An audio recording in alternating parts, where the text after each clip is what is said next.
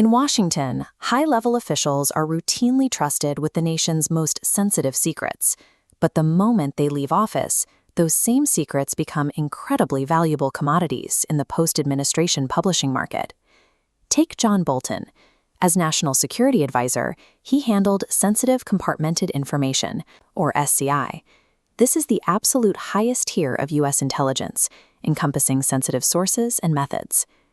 Bolton's departure from the administration was rooted in a deep ideological rift. A career hawk, his preference for militarism and maximum pressure clashed directly with the president's new foreign policy objectives.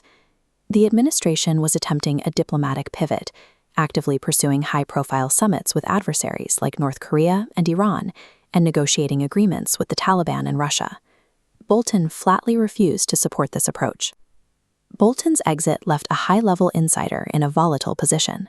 He possessed a professional motive to damage his former boss, and the classified access to make those criticisms stick. Within months of his departure, Bolton secured a reported $2 million deal for a 500-page tell-all memoir detailing his exact time in the West Wing. But to publish it, he had to submit the manuscript to a mandatory pre-publication review system. This is a strict government process designed specifically to screen drafts and stop the unauthorized release of state secrets. The timeline quickly fractured. Bolton's publisher locked in a firm public release date for the book before the government's review system had actually issued a final written clearance.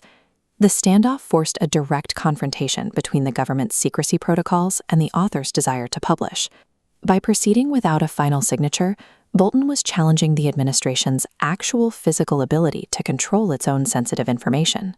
Before any top official ever steps into a classified briefing, they have to sign strict, legally binding non-disclosure agreements as a baseline condition of their employment.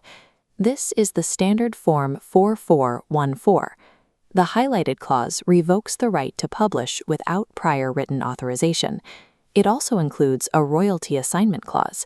If an official publishes an unauthorized disclosure, any financial gains automatically become the property of the United States. These contracts serve as the Department of Justice's primary legal tripwire.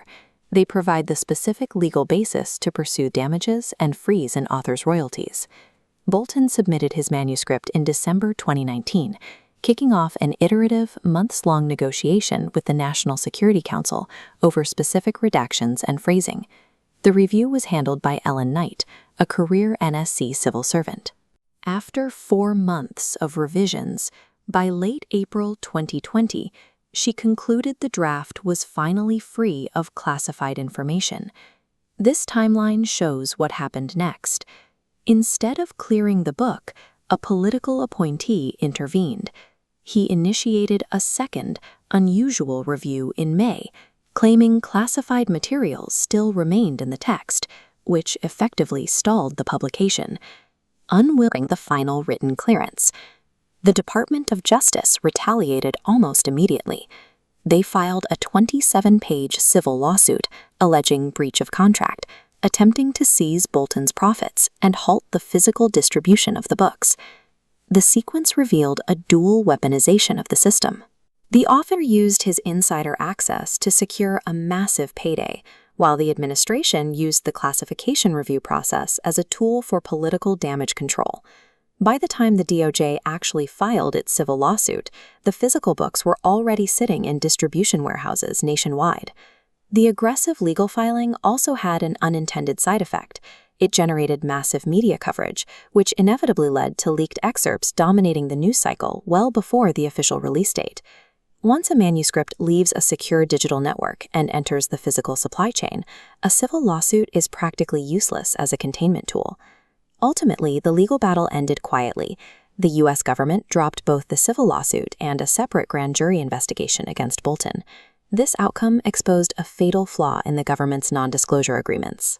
They rely entirely on the threat of future financial ruin, which cannot physically stop a publisher from putting ink on paper today.